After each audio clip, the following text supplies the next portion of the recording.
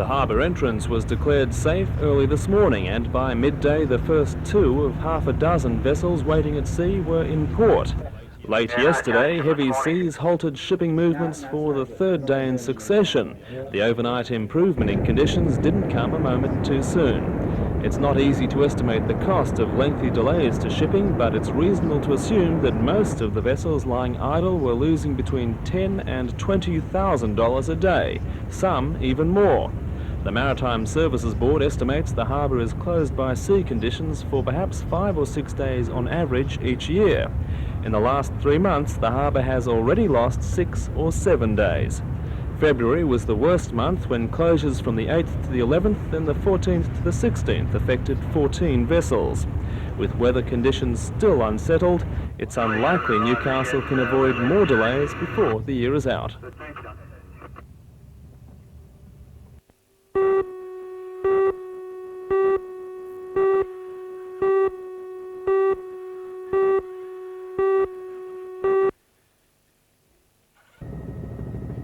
In the local area, although the rain has had a less dramatic effect than up north, it's nevertheless causing severe problems in some areas.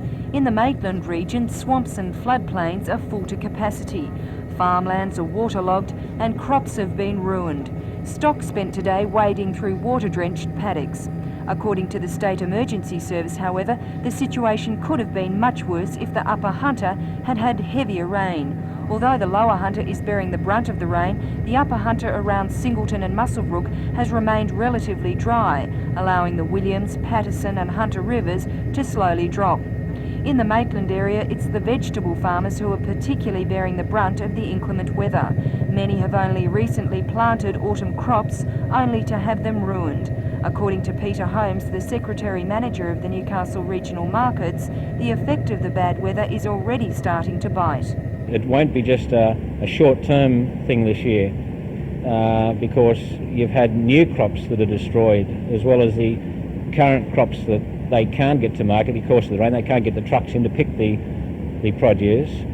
You're also having destroyed new crops that were sown only 6 weeks ago that would have been due in 3 or 4 months' time. Now they're going to be destroyed on the ground, 1 with water, 2 with insects because they can't spray them, and 3, because we're still in April, we're going to have hot, steamy conditions after this rain, and you're going to get rot.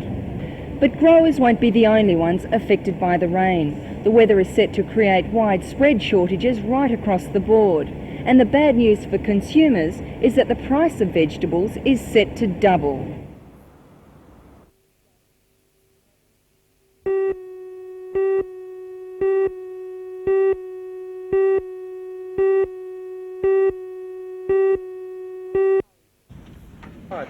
Bob Carr is here to look, learn and listen, to absorb the lesson of the last election and set the slow process of rebuilding in motion.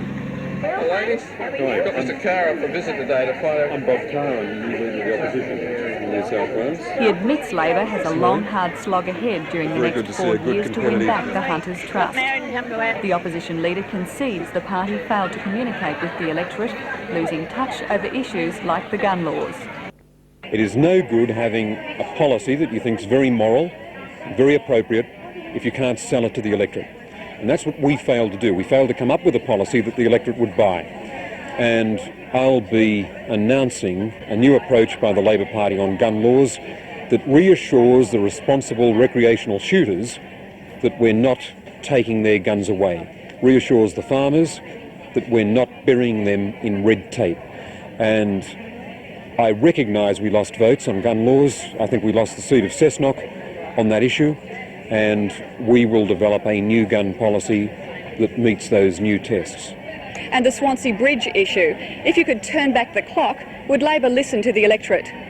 I've got to accept that we lost that seat because of that issue. I'll be going down there talking to some of the community groups who were alienated from us over the Swansea Bridge issue and reassessing that question. If we could turn back the clock, yes, obviously, a different approach was required for, and we undervalued the wave of protests that was coming out of Swansea over the bridge issue.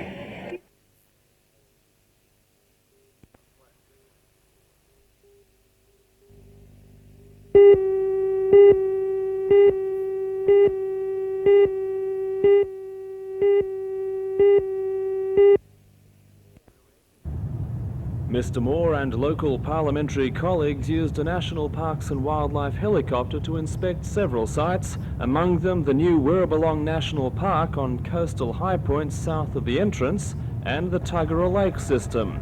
Mr Moore said the lakes were considered the biggest environmental issue on the Central Coast and had been on the Liberal Party agenda for more than 2 years. Problems are human problems. They're caused by having a major power station on the lake and major urban development leading to siltation and nutrient in the lake. It's going to take 5 or 6 years to fix. It'll cost upwards of $11 million. It'll be done at no extra cost to the residents and ratepayers of Wyong Shire. It'll be done cooperatively. The Premier will be announcing the composition of the ministerial task force on Tuggerah Lake in the next 2 weeks or so. One large factor remains to be confronted. The Munmora power station has a dramatic impact on the lake environment, but Mr Moore hinted that new controls might not be far away. Elcom has paid some money over the years, $200,000 in recent times, towards restoration. We need to look, my ministerial colleagues and I, at housekeeping in the power station, stopping fly ash and other sediments getting into the lake, and the long-term effect of putting hotter water, which is what comes through the power station, back into the lake's ecosystem. This is what we have. Already the Central Coast is attracting developers. One proposal accepted in principle by Wyong Council is for a $250 million resort on the north entrance. Tasman Sound is a project backed by several developers, including Kerry Packer's Consolidated Press Holdings and the international hotel chain Sheraton. Local promoter Paul Levick says the proposal is far from construction, but he says the site on old sand mining country is perfect. The Department of Tourism, the Department of Lands have inspected the site. It's a rubbish tip, it's bitty bush, it's sand dunes that were mined 10 years ago. They've acknowledged that it's a first-class site for it.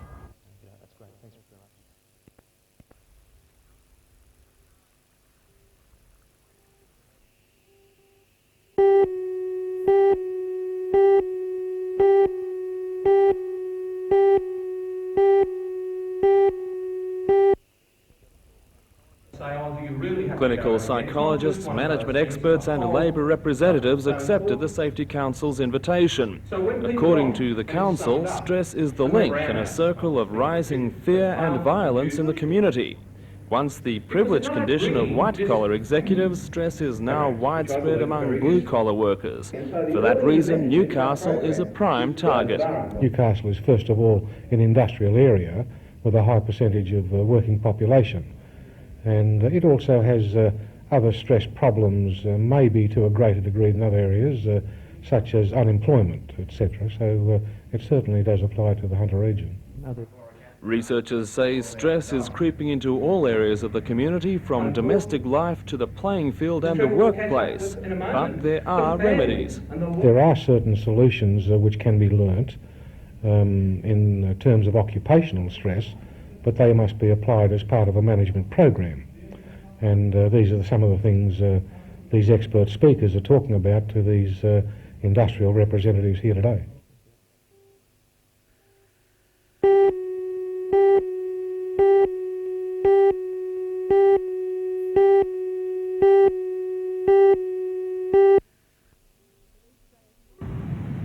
Police say a Swansea couple found a bone protruding from the sand at Penny Beach on the eastern boundary of the Campion Deo Reserve.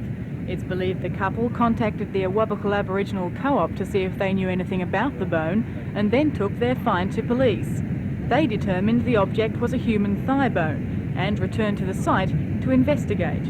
Well, we found further bones, some possibly rib bones, a jaw, part of a jaw. In all, possibly some 20 bones, which we've had examined locally by a forensic person, and he's confirmed they are human bones, possibly an adult male. He says the bones have been sent to Sydney for further tests. How are you treating the case? Well, we've got to treat it seriously because they are human bones, and we've got to establish why they are in this location. It's believed the bones may have been planted there. The site is part of the proposed $500 million Capes Beach resort. Bartabar Aboriginal Land Council Coordinator Michael Green says he doesn't know, but it is possible the bones could be Aboriginal. He says there are Aboriginal burial sites along the eastern coast, and if the bones are Aboriginal, they should perhaps be reburied. If the site was found to be a big burial site, he says development of the resort could be stopped until a survey is done.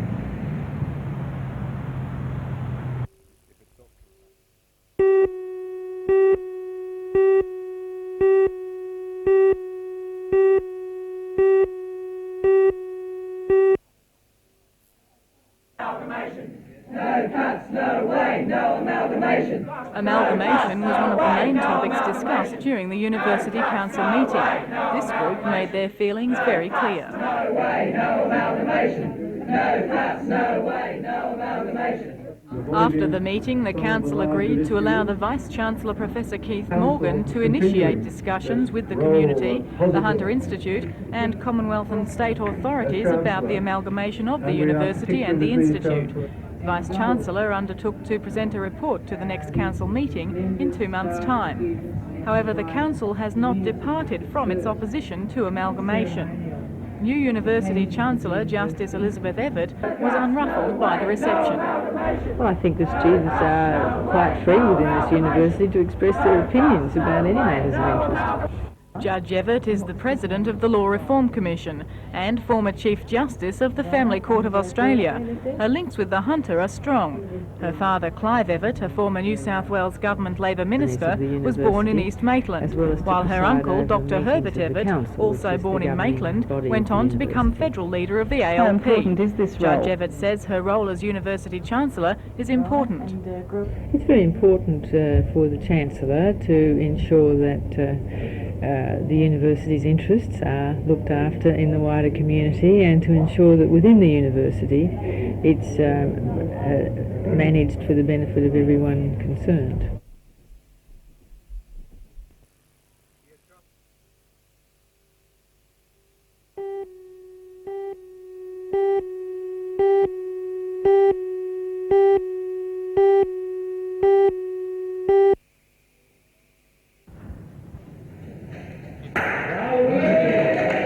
If you're of Italian descent, you'll most likely know all about Bocce. For those of us who don't, the game is played with a 1.2 kilogram metal ball which is tossed down a sand court.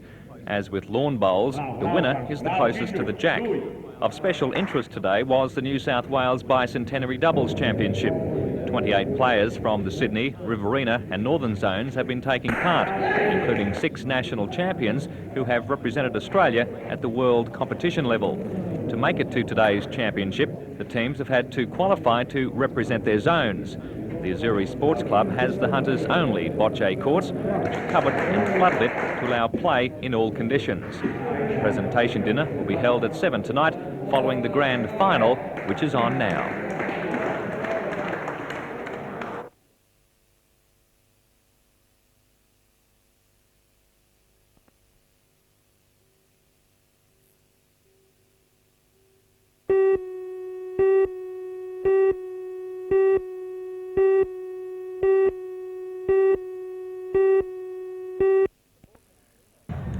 The 14 teenagers make up the New South Wales State junior team. Amongst them are 5 locals: Wayne Rowe, Jason Wilmer, Anne-Marie Putney, Sharon McLeish and Nikki O'Keefe. Training sessions in the past have always been held in Sydney, but because of the high number of Hunter and Central Coast bowlers in the team, organisers decided it would be a good time to change the venue to Newcastle.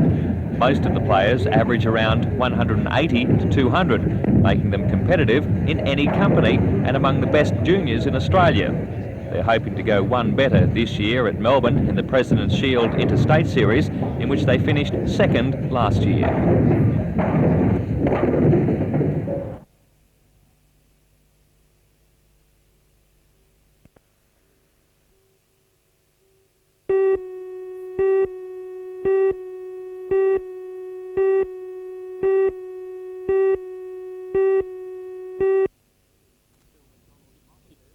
Phil McDonald's love affair with penny farthings began several years ago when he bought one at an auction as an ornamental piece for his home. Instead of displaying it, he started riding it, competing in penny farthing races and eventually setting a world record by riding 513 kilometres in 24 hours. Now he is undertaking his most ambitious ride. On the 11th of April, Phil left Melbourne on a $3,000 replica of the 100-year-old bike, planning to ride the circumference of Australia. Phil averages 25 kilometres an hour above his 150 centimetre front wheel, and by covering 120 kilometres a day, plans to be back in Melbourne in 5 months. The project has been combined with the $120 million Rotary International fight against polio, and Phil hopes to raise $1 million through his ride. Phil has a support team of 4, carrying spare parts, helping to collect donations, and providing a welcome shoulder at traffic lights. Today's leg of the 15,500 kilometre marathon finished at the Newcastle City Hall, where Phil was welcomed by the Lord Mayor John McNaughton and Rotary officials. Oh, that's the last hill for the day.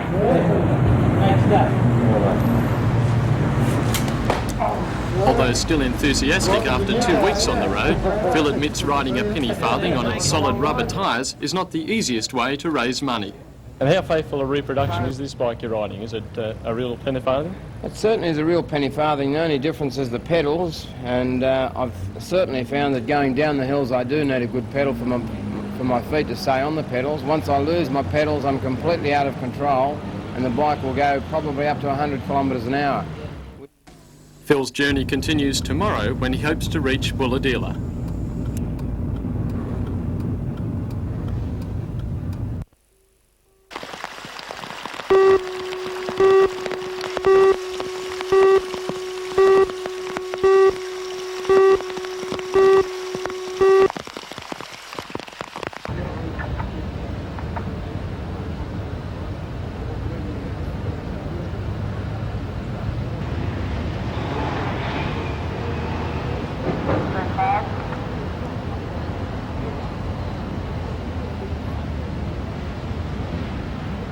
Cut out.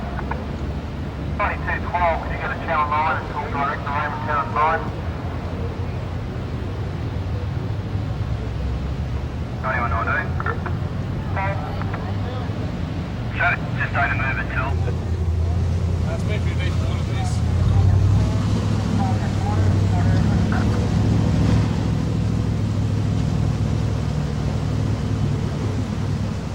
Put an extra foot of water in the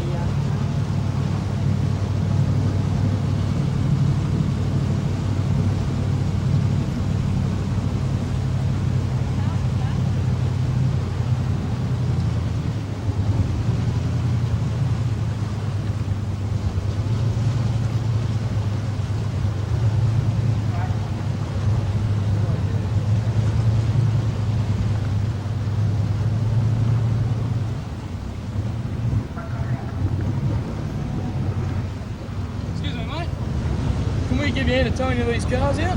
We've got to have the owners, that's the only problem. Yeah, the one up there is it's in park with the doors unlocked, we can pull it backwards out. We still need the owner, we've got no authority to get into a car unless we've got the owner. That's the only way we can get to it. Have you ever seen flooding like this? No, I've lived here all my life and I've never seen anything like this. What's the plan? How do you get these vehicles out? If we can get the owner, we've got plenty of volunteers with winches and stuff like that to get them out.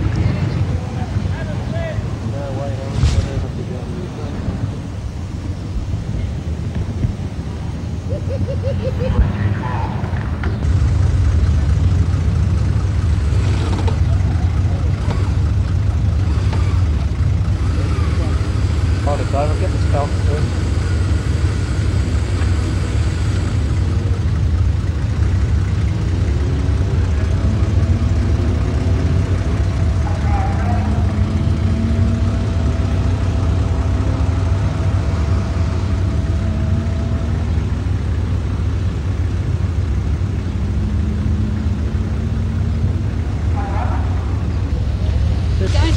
Have you ever seen flooding as bad as this?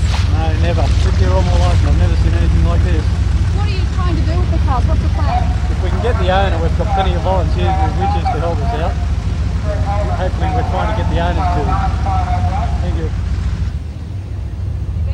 Oh yeah, a lot better.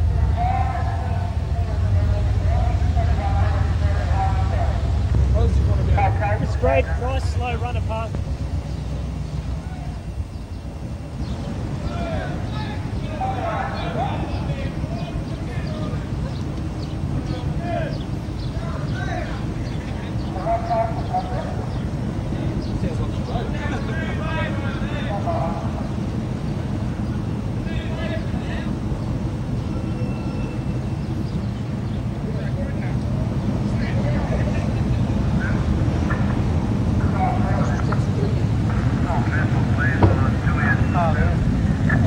hard to hear.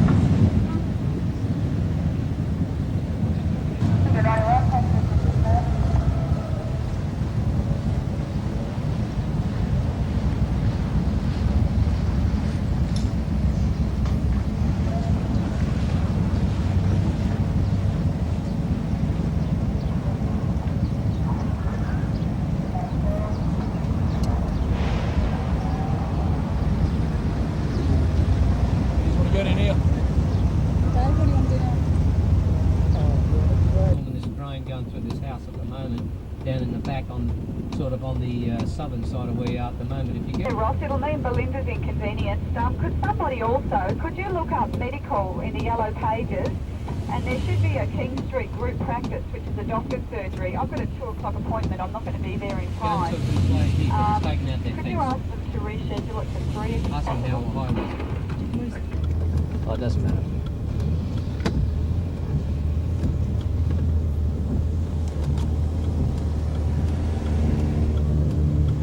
Jack Crew, here again.